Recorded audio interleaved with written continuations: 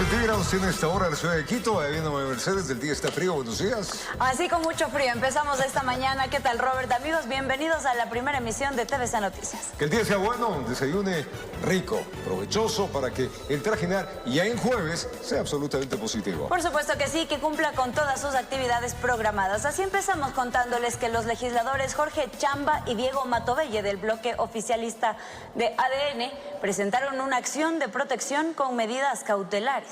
Esto para echar abajo la resolución adoptada por la Asamblea con la cual se dispuso la obligatoriedad de las licencias por campaña para los legisladores que busquen la reelección. La jueza a cargo de este proceso negó las medidas cautelares y fijó la fecha de audiencia para el próximo 21 de enero. La bancada de ADN no se rinde en sus intentos de echar abajo la resolución del Pleno de la Asamblea Nacional que dispone a los 98 legisladores quienes buscan la reelección acogerse de manera obligatoria a la licencia por campaña política. Los asambleístas Jorge Chamba y Diego Matovelle interpusieron una acción de protección con medidas cautelares para rever la decisión del Pleno. Ellos aseguran que el legislativo se arrogó funciones que no le corresponden. Aquí la Asamblea Nacional se está arrogando funciones. Es de conocimiento público que la autoridad competente en tiempos de elecciones es el CNE. Los asambleístas que apoyan la resolución del Pleno afirman que ADN busca aferrarse a sus cargos para no perder su cuota de poder en la Asamblea. Esa decisión del Pleno no puede ser inobservada por parte de ningún juez. No puede ser que para unos cobija la licencia sin remuneración y para otros no. O sea, quieren ellos lucrar un sueldo, quieren que se les pague la campaña y obviamente son recursos que salen del bolsillo de cada uno de los ecuatorianos. Por estas declaraciones, la asambleísta alterna de Diego Matovelle, Fernanda Robles, fue separada de la bancada de ADN, pues según indica este bloque, habría traicionado los principios de su partido. Y aunque la medida cautelar que buscaba suspender los efectos de esta resolución fue negada, los legisladores de ADN esperan que en la audiencia del próximo martes se dé paso a su petición. Hoy estamos prácticamente en el aire, sin nuestro sueldo, sin nuestros derechos laborales, con nuestros derechos laborales atropellados, sin nuestros correos electrónicos, ¿verdad? Como cualquier ciudadano común. Además de levantar la prohibición para hacer campaña mientras se ejerce el cargo, ADN impugnó la designación de Esther Cuesta como presidenta encargada del Parlamento. Bueno, a quien le correspondería era ocupar el cargo al primer vicepresidente encargado. Entonces ahí le correspondía a un colega nuestro. Todos los demás miembros del CAL van a participar. ¿Y quién queda? Queda el asambleísta, les guste o no les guste. Tiene que respetarse ese orden legal, no hay otra más. En un comunicado, el legislativo rechazó el abuso de las garantías constitucionales y exhortó a los bloques políticos a cumplir con la ley y no judicializar la política. Informó Álvaro Terán.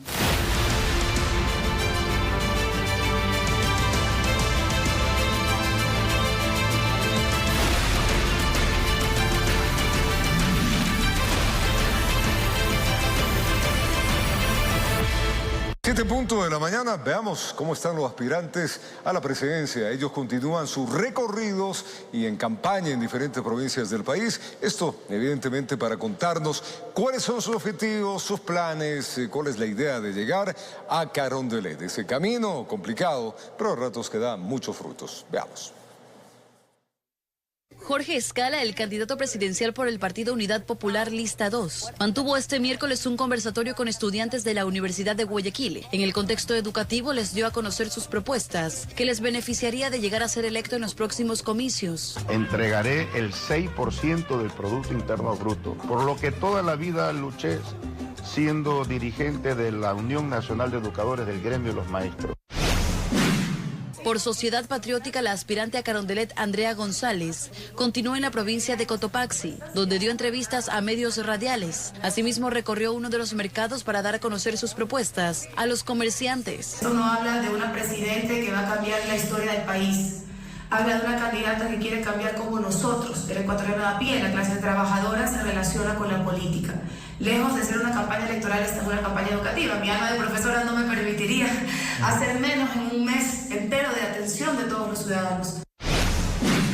Por su parte, el candidato presidencial por la lista 6, Henry Kronfle, visitó la capital del país, donde se reunió con maestros mecánicos del Pichincha. Ahí mantuvo acercamientos con los ciudadanos. En el Colegio de Ingenieros Químicos también tuvo cita y compartió con autoridades de la institución. Ya en la tarde brindó entrevistas a medios digitales, donde les manifestó su plan de gobierno en el ámbito de seguridad. Que se necesitan 1.871 camionetas para completar los circuitos y subcircuitos de todas las zonas del... Segundo, dotar a la policía. Tercero, inteligencia y contrainteligencia, porque no es que el delincuente se va de la cárcel antes de la Navidad y no se sabe dónde está. Informó Amy Moreno. De cara a los comicios del próximo 9 de febrero, ninguno de los 16 candidatos a la presidencia de la República ha forjado su carrera política en la ciudad de Quito. Analistas aseguran que Guayaquil asumió una suerte de centralidad en el escenario electoral ecuatoriano. Vamos a contarles a qué se debe este fenómeno y lo evaluaremos junto a analistas en el siguiente reportaje.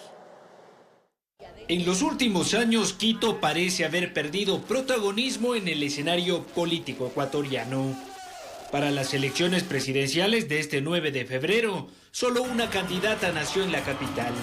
Es Luisa González, quien de hecho solo nació porque su carrera política y profesional la forjó en Manabí. Quito no tiene un valor significativo en el número de votantes ni en las elecciones. Quito podría tener un valor significativo en esta parte política. En esta contienda, 10 de los 16 candidatos son oriundos de Guayaquil y su proyecto de gobierno gira en torno a esta zona geográfica.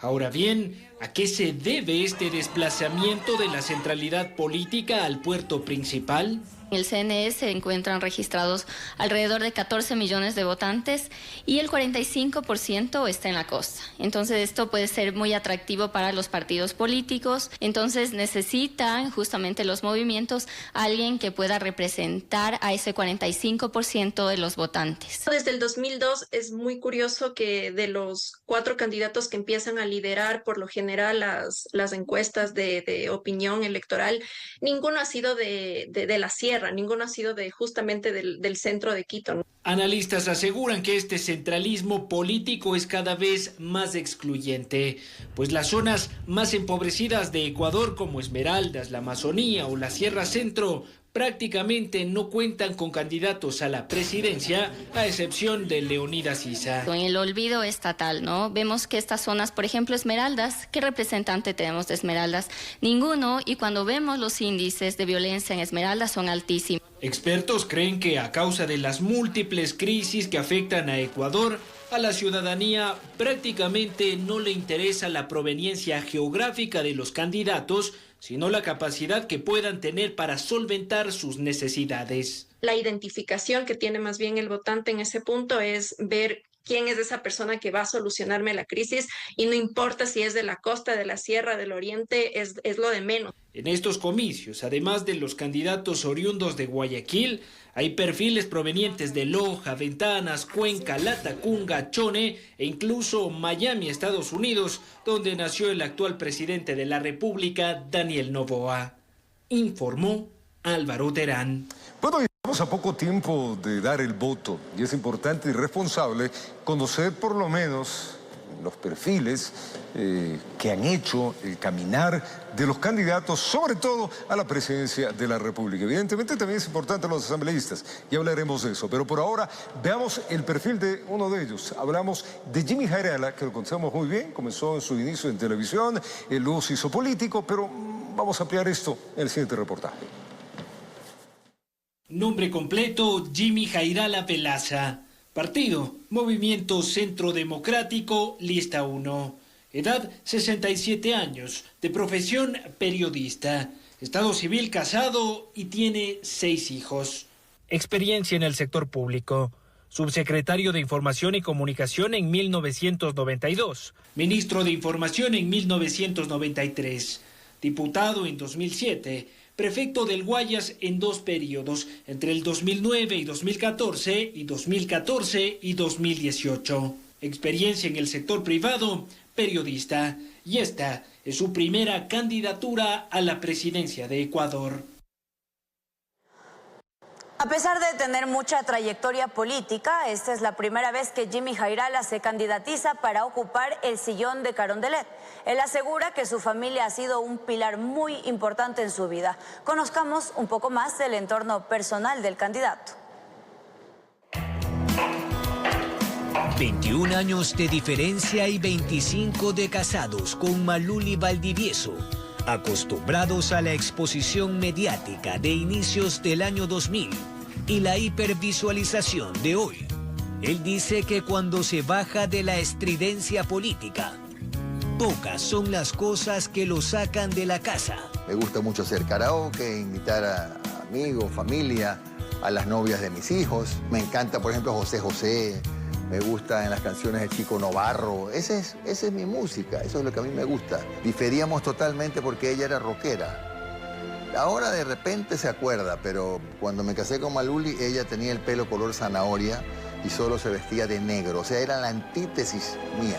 Una de esas pocas cosas que lo mueven del descanso en el hogar es su afición equina, de pura sangre o paso fino.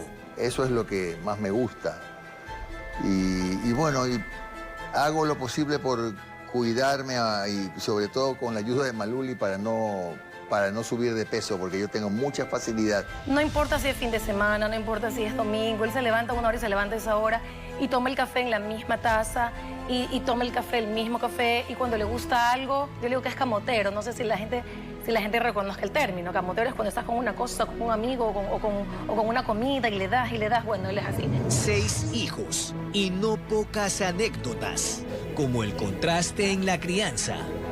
Acá la mano dura es de ella. La mamá que reta, la mamá que castiga, la mamá que no da permisos, y él siempre ha sido el papá bueno, el papá bondadoso, el que dice que sí a todo. Y después me está llamando a pedir auxilio, porque obviamente también a veces hay cosas que se le escapan de las manos y entonces tiene que regresar a la bruja. En las exposiciones también se cuela la campaña sucia, sentencia a la esposa. Ya están curados de espanto. Hemos vivido en medio de política puerca, de política linda, haciendo mucha obra, viendo cómo el padre lo elogian, viendo cómo el padre lo aplauden, viendo cómo el padre ha sido grande, muy exitoso políticamente. Entonces ellos han pasado todo, han ganado, han perdido. Y en eso se empeñan también en casa, de cara a febrero de 2025. Con cámara de Daniel Droet, informó Jorge Escobar. Bueno, un poco conocerle a Jimmy Jairala. Las propuestas que tiene el candidato. Ahí entremos a materia. El candidato es por el Movimiento Centro Democrático. ¿Qué dice Jimmy Jairala? ¿Cuáles son las propuestas? Preste atención. Economía. ¿Cómo se da liquidez a la economía? Por ejemplo, asumiendo el país deuda más barata para pagar deuda más cara. ¿Qué más? Con una moratoria, con un tramo de un tramo de esa deuda que nos permitiría pues 3 o 4 años de respiro económico, de alivio. Voy a disponer una auditoría de la deuda, porque en los últimos 8 años ha subido 40.000 millones de dólares. La pregunta es, ¿dónde están esos 40.000 millones de dólares? Energético. Las cosas que se pueden hacer a mediano y largo plazo tienen que hacerse por la vía de la concesión. Hay muchas hidroeléctricas como Cardenillo y como Santiago, por ejemplo, que generarían 3.000 megavatios para fortalecer las reservas del Ecuador, que no se hacen porque no hay plata, cuesta 5.000 millones de dólares, pero se puede hacer mediante la concesión. La concesión es construye, opera y devuelve, tal cual lo son las vías concesionadas, por ejemplo. Salud. Cortar la cadena de corrupción que hay en los hospitales, porque usted encuentra que casi todos están desabastecidos y lo que termina siendo el afiliado al seguro o el que busca el hospital del Ministerio de Salud es cruzar la calle donde hay generalmente boticas o funerarias. Entonces, lo primero que tenemos que hacer es procurar el abastecimiento del 100% de los hospitales. Seguridad.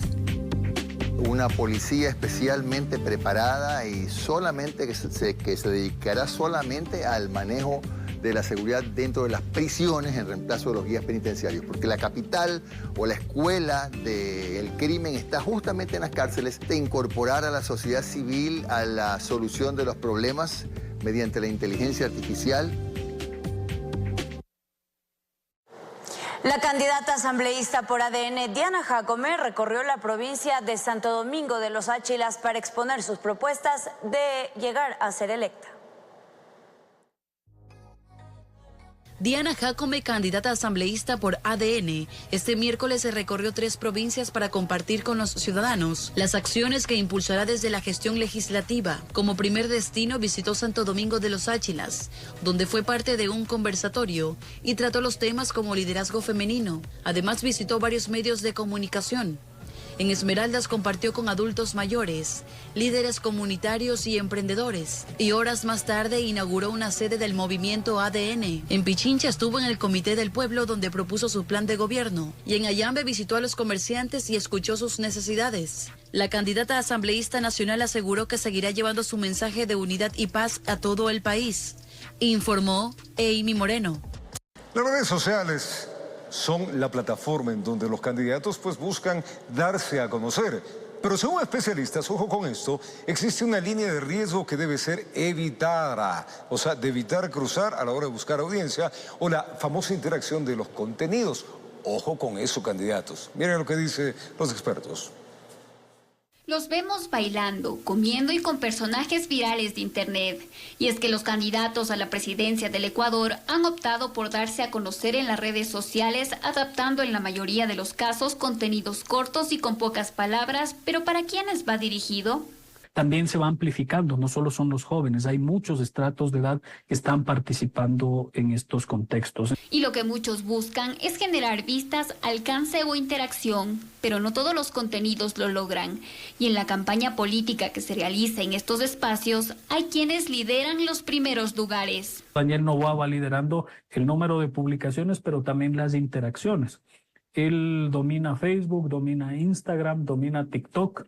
Y lo único que queda para los demás candidatos es X, ¿no? Que ahí, por ejemplo, quien lidera es Luisa González, seguido de Daniel Noboa, y viene Andrea González. Y en el estudio realizado por el Observatorio de Comunicación de la Universidad Católica del Ecuador, figuras como Leonidas Issa y Henry Cucalón están empezando a ganar notoriedad. Los usuarios más activos en Facebook están entre 30 y 45 años, mientras que en TikTok las edades son de 16 a 24. Podemos identificar, por ejemplo, que Daniel Noboa está priorizando sobre todo campañas o contenidos dirigidos a personas de 30 más.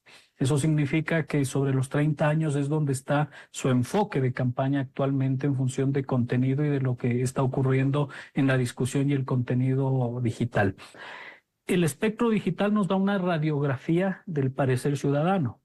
No podemos decir que en base a eso la gente va a decidir, pero sí nos da una radiografía de cómo el votante está pensando. Y aunque en el mundo digital se puede realizar todo tipo de contenido, es recomendable evitar cruzar algunas líneas. Hay que tener cuidado en 2 cosas. La primera, en no perder la formalidad del candidato, del político, que es lo que la gente a la final busca. Y el segundo, hacer un contenido que conecte con la audiencia con la que tú buscas. En el país, hasta octubre de 2024, en Meta se registraron 14.9 millones de usuarios y en TikTok 14.3 millones, de los cuales los candidatos continúan en la batalla para acaparar su atención y vender sus propuestas. Informó Solange Mateu. Dando respuesta a una invitación de las autoridades ecuatorianas, ya se encuentra en territorio nacional una misión de observación electoral de la Unión Europea para las elecciones del 9 de febrero. La delegación, que en forma completa llega luego de 15 años, antes solo venían delegados. La misión de observación electoral la integran más de 100 personas de 25 países de la Unión Europea, Noruega y Canadá, con vasta experiencia en este campo. Yo les puedo asegurar hoy aquí públicamente que no les vamos a defraudar. La MOE, la misión de observación electoral, tiene un mandato muy claro, que no es otro que evaluar de forma independiente, imparcial, neutral y sin ningún tipo de injerencias todo el proceso. Y así lo estamos haciendo desde que hemos llegado a Ecuador. Su presencia en nuestro país responde a una invitación de las autoridades ecuatorianas. No vamos a dar lecciones a nadie. Vamos a compartir nuestra gran experiencia en observación electoral y analizar minuto a minuto el proceso electoral desde los más distintos ámbitos. Para ello tenemos analistas electorales, analistas legales, de medios, analistas estadísticos, de redes sociales, de campaña y de financiación, de tecnologías electorales. Pueden ustedes imaginarse que haremos un examen exhaustivo de cualquier tema que a los candidatos, a los partidos políticos o a los ciudadanos les pudiera preocupar. Diagnóstico de la misión que luego de la primera vuelta de las elecciones presidenciales y de asambleístas del 9 de febrero harán público un primer informe y de existir segunda vuelta, una evaluación completa con propuestas y recomendaciones que en este caso no son vinculantes. Confío en que todo el proceso se vaya a desarrollar con absoluta normalidad, que todos los candidatos dispongan de las mismas condiciones en un campo de juego equilibrado, pero sobre todo que los ciudadanos puedan decidir libremente sobre sus intereses, sobre quién quiere que les represente en el futuro. De entrada tienen una primera preocupación. Evidentemente, el tema de la seguridad nos preocupa enormemente. Creemos que es absolutamente fundamental para cualquier proceso, para la vida diaria, pero en un proceso electoral más si cabe, el que se garanticen todas las medidas de seguridad, pero no solo para los candidatos, no solo para los partidos políticos, sino para todos y cada uno de los ciudadanos que quieren. Ojo, información importante desde esta madrugada, pues la Policía Nacional ejecuta operativo, esto en la ciudad de Guayaquil, en Flor de Bastión, contra bandas que operarían en ese sector. José Morales está en ese punto. José, buenos días. Información importante, adelante.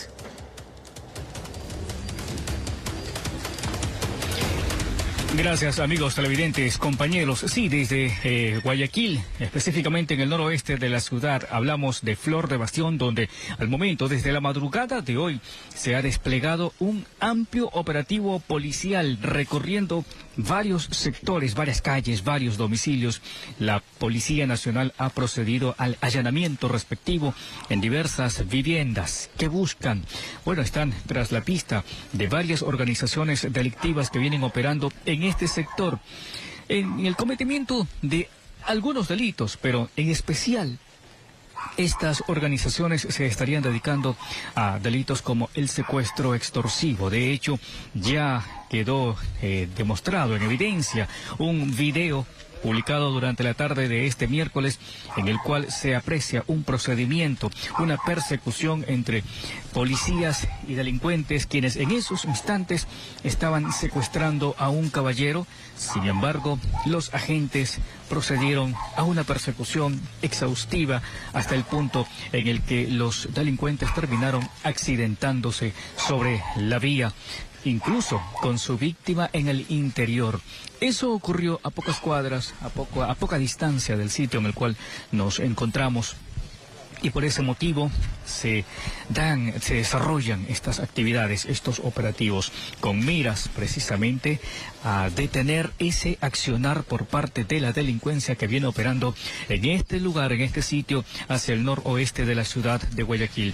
Ya hay hasta el momento detenidos, evidencias como droga, por ejemplo, en algunos de los allanamientos que se han desarrollado durante la madrugada de este jueves. Por ese motivo nosotros seguimos acompañando a los agentes de la Policía Nacional, pese a la lluvia que incluso cae a esta hora de la mañana en el lugar en el cual nos encontramos, una lluvia que ya empieza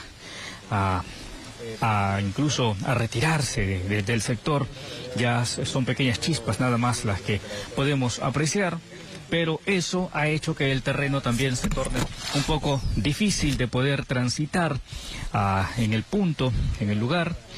Ha hecho que los agentes de la Policía Nacional también tengan ciertas dificultades para movilizarse en vista de las condiciones en las que se encuentra el terreno. Sin embargo, eso no ha importado, eso no ha sido suficiente para detener, para frenar el accionar de los agentes durante esta jornada de hoy. Así, la novedad, los hechos que se presentan, compañeros, amigos, siguen allanando domicilios. Los miembros de la Policía Nacional continúan incursionando en algunas viviendas de este sector, porque se ha detectado, se ha descubierto que muchos de estos domicilios son utilizados, son empleados por parte de la delincuencia como refugios, como punto de operación para el desarrollo de sus acciones delictivas. Desde aquí se reúnen, se concentran y proceden a la ejecución de diferentes delitos.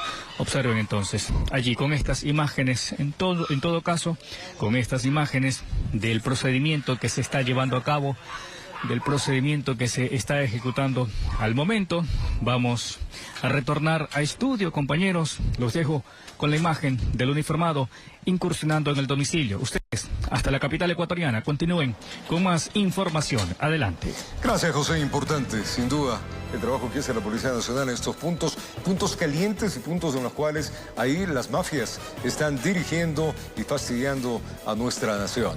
La fiscal general del Estado condenó a 34 años y 8 meses de prisión a alias Félix F. y también a Franklin A. tras ser hallados culpables por el secuestro y asesinato de Hernán Mendoza. Esto sucedió el 26 de enero de este 2024, según la versión de la Fiscalía.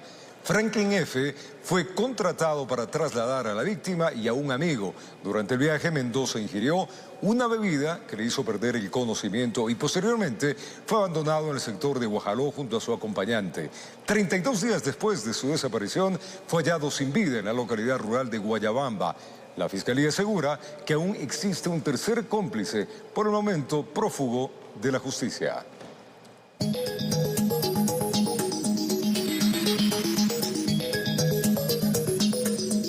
Y estas sin duda son buenas noticias. 7 y ¿cuánto estamos? 7:25 en la mañana. Luego de más de 50 años, amigos, la unidad de diálisis del Hospital de Especialidades Carlos Andrade de Marín repotenció su infraestructura con máquinas de última generación. Anualmente, pues alrededor de 8.000 personas reciben atención en esta área. Enhorabuena. Miremos.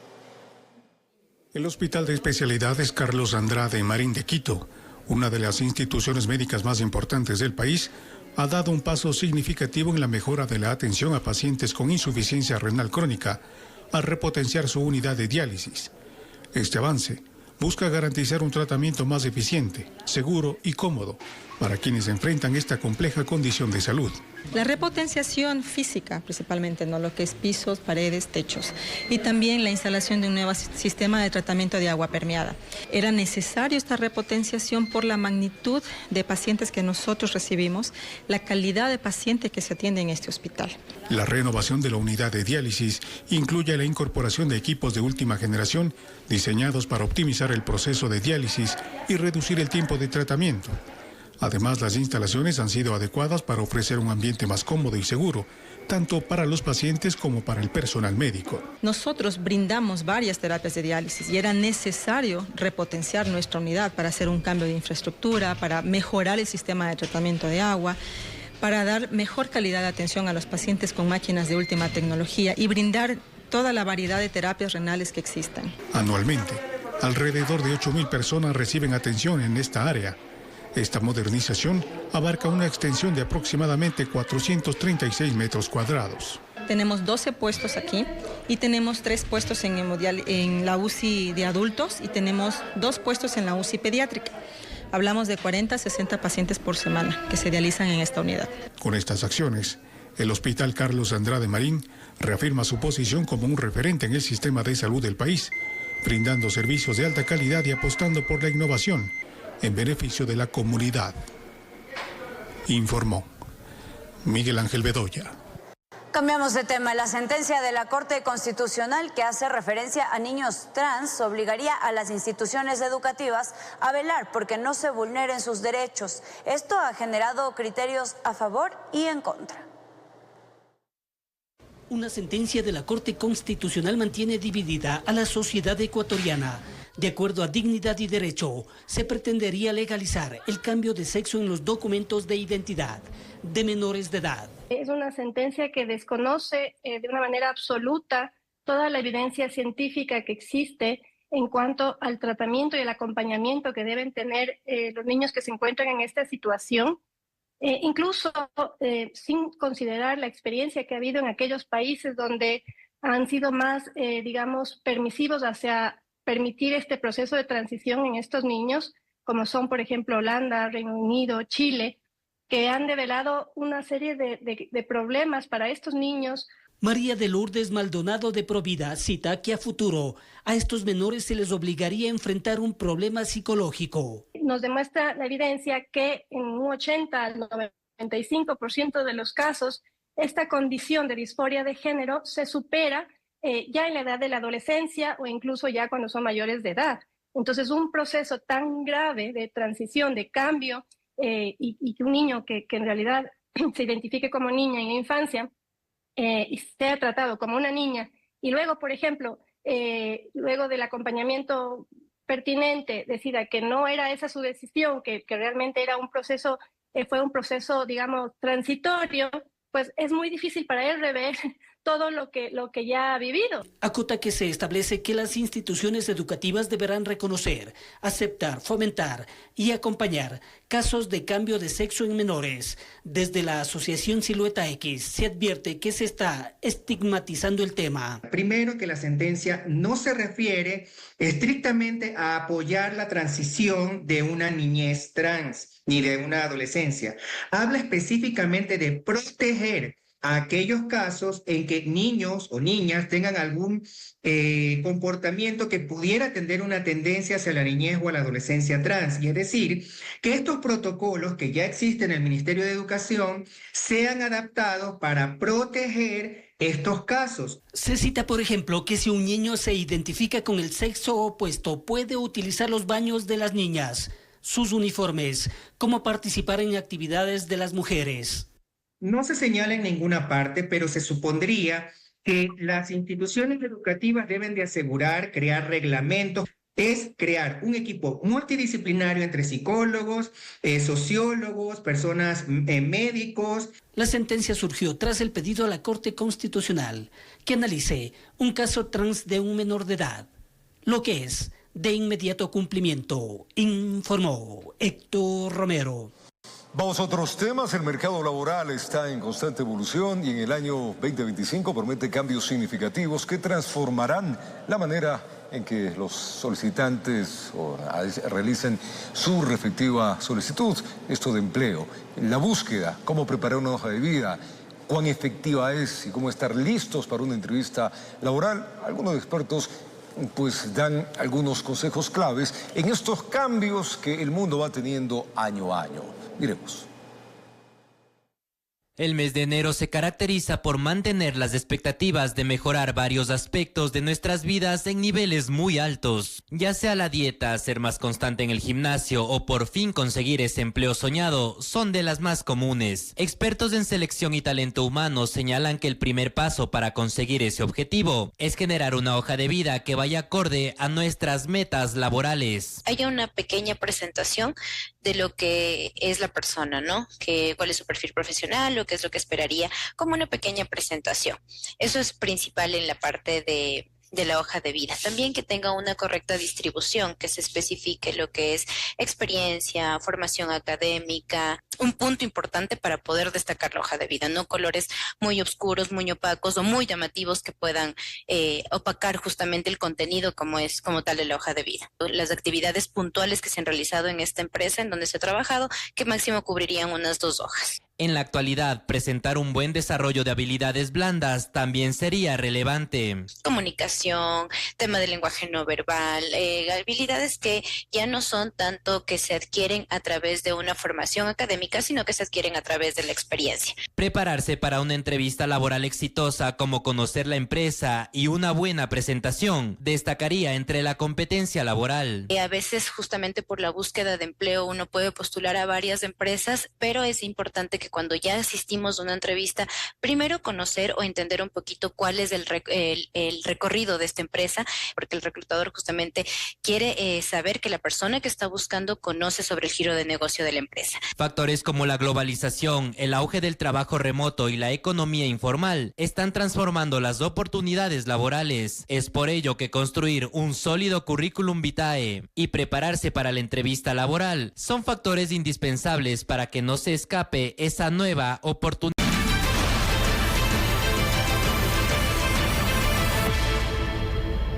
Muy bien, y estamos de vuelta por acá y hablamos hace un momento cuando comenzamos estos espacios noticiosos que íbamos a conocer a diferentes personalidades, tanto candidatos presidenciales como candidatos a la Asamblea. Hoy comenzamos y queremos dar la bienvenida a una querida amiga, porque primero es una gran amiga, compañera de estas huestes comunicacionales, pero también una de las personas más nobles que hemos conocido en el sentido humanitario, que tiene muchas ideas y muchas ganas de exponerlo frente a las necesidades de un país. Hoy nos acompaña la abogada Diana Jacome. ¿Qué tal, Dianita, mi querido querida Roberto? Qué gusto, gracias por tus palabras, es recíproco. Hemos compartido este espacio durante muchísimo tiempo, en el tiempo que fui presentadora del noticiero, comunicadora social, y para mí es realmente lindo poder estar en la que fue mi casa. Es tu casa, es tu casa. Así es. Hoy en otro rol. Hoy en otro rol, y esta es la parte más bonita, porque aunque ustedes no crean, queridos que están en casa, cuando íbamos a un corte comercial, Diana Jacome me decía, hay que tratar de cambiar este país, Robertito, tenemos que cambiar. Y bueno, vamos a preguntarle a la primera, el cambio del país se hace ingresando a la política. Ingresaste a la política y comenzaste a hacer cosas importantes. Asesoraste a un presidente, lograste una universidad para Santo Domingo, que eso es en un tiempo récord. Comenzaste a demostrar esa humanidad que tanto hablabas. Y el siguiente reto es, rapidito, a la Asamblea. Las más desprestigiadas personalidades están ahí, lo más complejo se ha dado, hay que cambiar el país. Por supuesto. ¿Cómo lo vamos a hacer? Mira, Roberto, una de las cosas más importantes, o una de las propuestas más importantes será siempre la educación. Sin duda. Si tenemos esa oportunidad de que todos los jóvenes accedan para prepararse, para tener una oportunidad de cumplir sus sueños, sin duda alguna vamos a tener un país distinto, un país mejor, como hemos visto en otros países, como Finlandia, por ejemplo. Sería para mí maravilloso lograr eso. En un año se han sentado las bases, si bien tú lo dices, la Universidad Pública de Santo Domingo fue uno de los propósitos más importantes para mí y se consiguió gracias al liderazgo del presidente Daniel Noboa, que tuvo la voluntad política y por supuesto se logró consolidar este gran sueño de Santo Domingo. A algunos no les gustaba, no les gustó la idea, les molestó, comenzaron a atacar y es lo que han hecho, porque no tienen sustento ni argumentos ni ideas, porque esa es la vieja política, esa es la esencia de la vieja política, no tener argumentos para poder debatir contigo o para poder decir por qué no una universidad. Y lo que hacen es atacarte de lo más bajo, que es lo que les representa a ellos. Ahora, lo importante, Dianita, es que ya está la universidad, ya comienza el camino. Ya está avanzando. Ya está avanzando. Mire, cada paso cuando estuve en la presidencia de la República, hacer el seguimiento, verificar que se vayan cumpliendo cada hito, eso para nosotros fue importante. Sin duda. Porque se logró uno de los sueños más esperados por Santo Domingo, por los jóvenes de mi provincia, y era la universidad pública que se reclamaba por años. Y ningún presidente, ninguna autoridad hizo caso a ese anhelo, a esa voz de los jóvenes. Tuvo que venir un joven presidente y se consiguió esa universidad que ahora está avanzando con la comisión gestora y en los próximos meses ya se pondrá la primera piedra y eso para mí es importante porque veremos en este año, a finales de este año, el siguiente, la primera promoción que ingrese a estudiar y eso para mí vale la pena todo lo que suceda. Para mí esa es la mejor recompensa que tengo de saber que voy a dar esa oportunidad o que se ha dado la oportunidad para que jóvenes cumplan sus sueños. Otra cosa importante, Roberto, también es analizar la salud mental. Eso es necesario. Los seres humanos necesitamos también tener esa tranquilidad interna para transmitirlo. En efecto, si bien existe una ley de salud mental, hay que reforzarla y también el sistema de salud para la atención adecuada sobre este tema. A ver, ejes rápidos. En caso de llegar a la Asamblea, ya te veo en la Asamblea, Dianita, lista y preparada para todo lo que va a pasar, porque al estar en los medios de comunicación conoces perfectamente el un lado y hay que ir al otro lado. Ejes, ¿qué vas a hacer? ¿Cómo va a ser el caminar? ¿Qué se va a proponer en la Asamblea? Mire, primero, darle esa imagen distinta de la que ha venido llevándose durante muchísimos años en la Asamblea Nacional. Es uno de los poderes del Estado que debe ser bien representado. Allá tenemos que ir con ideas, con propuestas. Se acabó el circo, se acabaron estos juicios políticos todos los días tratando de desestabilizar un país. Aquí lo importante, ¿qué es lo que vamos a hacer? Si bien nos vamos a alinear, por supuesto, al Plan Nacional de Gobierno de nuestro presidente, nosotros también vamos a proponer normativa, reformas o norma nuevas que permitan mejorar las condiciones de vida de nuestro país. Aquí no es una agenda política propia o de un partido político o qué pretendo o qué condiciono para un voto. Aquí no se trata de eso, aquí se trata de legislar para todos los ecuatorianos. Educación, como primera. Una educación. Agenda país, hablas tú. Exactamente. Okay. En unidad vamos a poder trabajar, porque si seguimos o continuamos en una división entre el legislativo y el ejecutivo, no vamos a conseguir absolutamente nada. Y ya venimos de una experiencia de una muerte cruzada que no llevó a ningún lado al país. Mire ustedes, hoy gracias a Dios un presidente ya va sentando las bases y es importante tener la continuidad del presidente y la mayoría en la Asamblea Nacional para poder trabajar en unidad, en respeto y en paz por todo el país. La educación. El Código Orgánico Integral Penal también debe ser revisado. Hay que cambiarlo, ¿no? Hay artículos, hay delitos. Mire usted, el procedimiento abreviado, la cooperación eficaz. Muchos se acogen a este tipo de procedimientos. Correcto. Y luego en un año ya están libres. Y tú dices, y bueno, ¿y qué pasó? La recuperación de todo lo que han robado, la inhabilitación también de aquellos sentenciados por delitos contra la administración pública. No puede ser que aquellos que han estado involucrados en actos de corrupción, ya sentenciados, nuevamente aquí a un tiempo vienen a pedir el voto como candidatos o quieren ser funcionarios públicos. Eso pasa en el Ecuador, ¿no? Eso es lo que hay que cambiar, porque si el pueblo, los ciudadanos, le dimos la confianza a una persona, no pueden volver a pedirte el voto. Entonces hay que inhabilitarlos de por vida, estén aquí en el país o estén fuera del país. ¿Se intentará modificar la Constitución? ¿Se cambiará esta Constitución? ¿Es necesaria una revisión? El presidente en algún momento ha mencionado una posible constituyente. Yo creo que puede darse, si es necesario. Hemos estado sujetos a una constitución del 2008, elaborada la carta de cierto ciudadano que no puede dar la cara en el país y que no puede tampoco hoy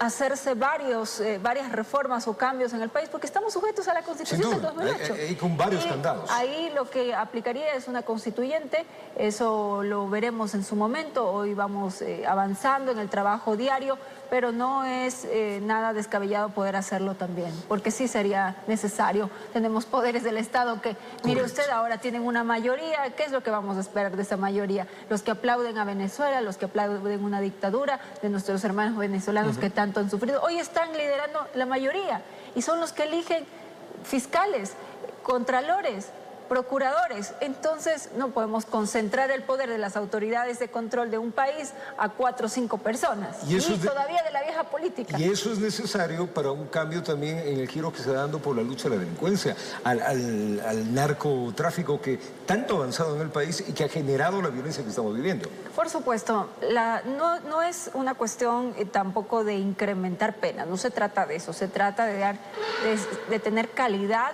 en lo que se hace. Normas que generen pues oportunidades a los ciudadanos, que sean eficientes, que se cumplan, que se respete la ley sobre todo, porque no podemos tener un código con más de 1000 artículos. No se puede. Aquí la situación es cumplir la ley, ordenar el país y también la conciencia social. Esto es un apoyo entre todos. El tema de la conciencia social, hay muchos jovencitos y no tan jóvenes que están sin esperanza en el país y que buscan al primer momento salir del país. ¿Qué les dices tú como candidata? ¿Cómo les devuelves la esperanza a mucha gente? Con el ejemplo.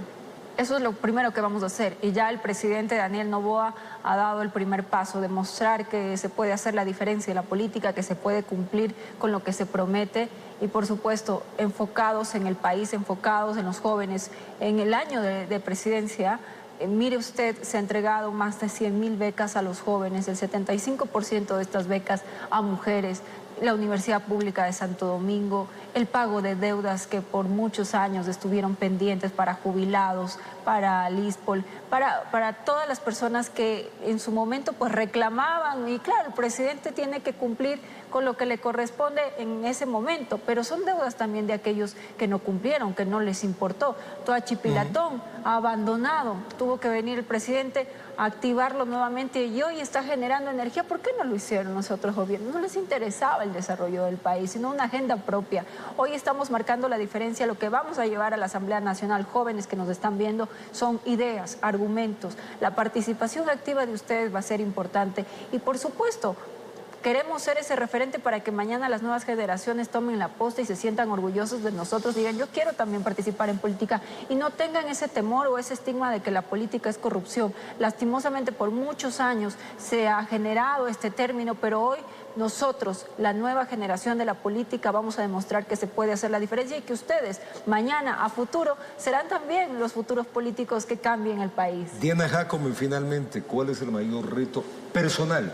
No del partido, no de lo que se está estructurando. Los sueños tuyos yo los conozco y hay un reto personal, porque cuando uno se impone algo que son los caminares de la vida, las veredas que uno va transitando, siempre hay un reto. El personal tuyo en esta parte de tu vida, ¿cuál es? Ver la mayor cantidad de jóvenes educándose, transformar la educación y la oportunidad que tengan nuestras niñas, nuestros niños del país de tener educación 100% de calidad. Ya se han sentado las bases con el presidente Daniel Noboa, pero necesitamos la continuidad del presidente y la mayoría en la Asamblea Nacional para tener gobernabilidad, para tener paz, unidad y respeto que tanto necesita el Ecuador.